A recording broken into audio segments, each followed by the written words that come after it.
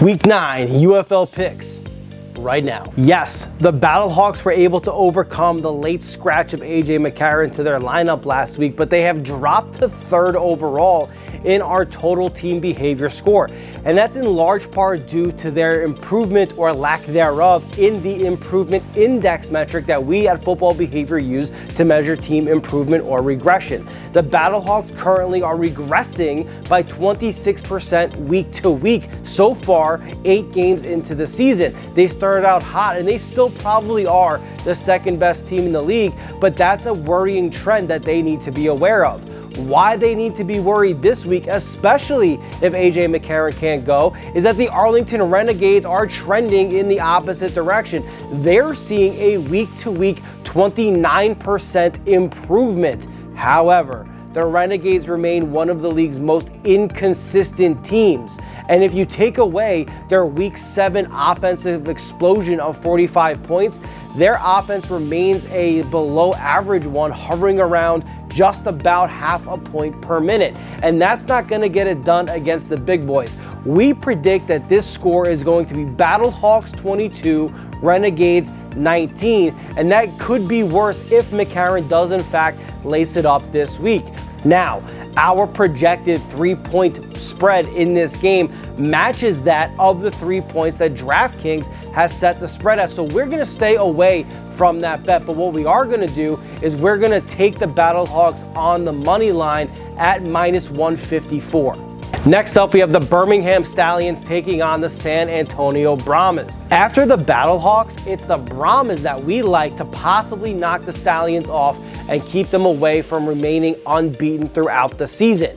The problem for the Brahmas remains their offense. In Week 7, they mercifully took Dormady out of the lineup after a late 3rd quarter interception and put Hogan in, who sparked this remarkable come-from-behind victory for them, 15-12, after overcoming a 9-point deficit late in the 4th quarter.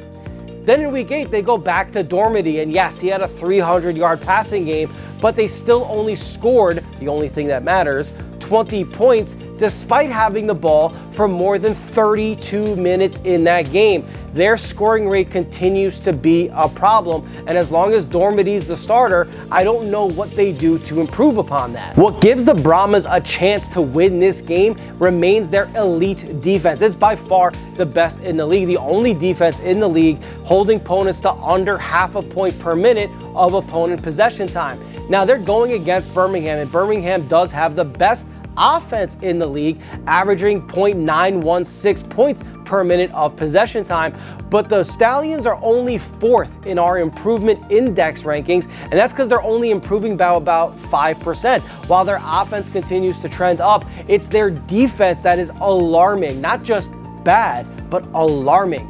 Week to week, they're regressing by 49%. That is massive. Last week, in Week 8, they allowed the Houston Roughnecks to have their best, by far, offensive performance of the season, and that is just a consistent data point in what has been a week by week regression for that Stallions defense. That's actually a problem that they're going to need to get fixed, and it's the reason why the Brahmas actually have a chance in this one. Believe it or not, our prediction model likes the Brahmas to upset the Stallions 22-19. Now, admittedly, I would feel better about that if Hogan was the starter and not Dormady. However, we're going to ride with it. If the Brahmas do, in fact, pull off the upset, this chart is going to be wide. That steep 49% regression in score prevention behavior for that Stallions defense. We think the Brahmas defense is going to do enough to give them the chance. We predict the most likely outcome to be a 22-19 victory for the Brahmas. We're going to take them plus 8.5, and we're going to take them on the money line at plus 340 odds. That's going to be a great value for us. Next up is the DC Defenders taking on the Memphis Showboats. The Defenders remain the enigma of the league. They're not really a contender in any serious way, but they're also one of those teams that's going to make it difficult for whoever it is that they play. The problem for the Defenders is that they're wildly inconsistent. In fact, they're the 2nd most inconsistent team on a week-to-week basis in this league. Now, that is what keeps them from being a serious contender in the league, and it also is what makes them difficult to game plan for and why they're such a tough out week in and week out. You don't know what you're going to get. Now, luckily for them, they're going against the Memphis Showboats, who continue to be by far the worst team in the league. Not only are the Showboats the worst team in our total team behavior score, but they're also among the most regressed and most inconsistent teams. They're the worst team in almost all behavioral categories. However, they are coming off their best defensive performance of the season by far. It's the first time in weeks they haven't allowed an opponent to score 1 point per minute of opponent possession time. They allowed 0.7 points per minute, which is still honestly not very good. And that's why we think the DC Defenders are going to win this one 24-19. That 5-point spread matches the spread of the sportsbook. So again, we're going to stay away from that bet, but we are going to take the Defenders on the money line at minus 238 odds. Next up, we have the Michigan Panthers taking on the Houston Roughnecks. Now, earlier we mentioned that the St. Louis Battlehawks had fallen to third in our total team behavior score rankings. The team that leapfrogged them is the Michigan Panthers, who now sit at second, and they've done that on the strength of their margin for error score, in which we measure how many points a team is scoring per minute against how many points they're allowing their opponents to score per minute. Their defense remains elite, and their offense is consistently improving and is capable of scoring with the best of them when they're firing on all cylinders. The question is, can they consistently fire on all cylinders? We'll get a decent answer to that question because they're facing the Houston Roughnecks, who are not only the most regressed team in the league, regressing overall in both scoring and score prevention by 38% week over week, they're also the most inconsistent team in the league week to week.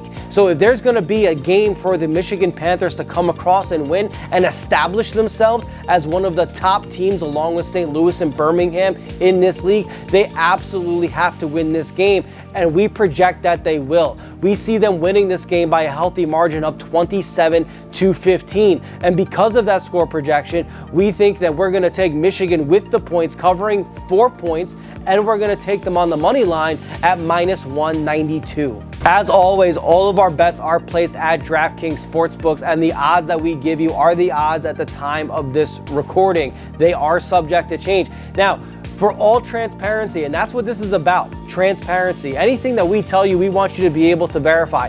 Every metric that we talk about in these videos can be found at footballbehavior.com with a full, complete definition, example, and the math behind how we come to these measurements. But not only that, it's important that you're able to see our bets and see them tracked so that when we tell you how well we're doing, you have a reason to believe us. The best place to do that is at Pikkit Sports. It is the best bet tracking app on the market, and it's 100% free. I want to be clear, they don't sponsor me. They are not paying me to say this. I have a basic affiliate code that anyone can have.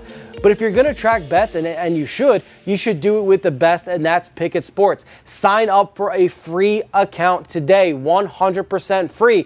And when you do, hook me up because I'm the one telling you about it. Use code FBX, and we're going to see you in week 10.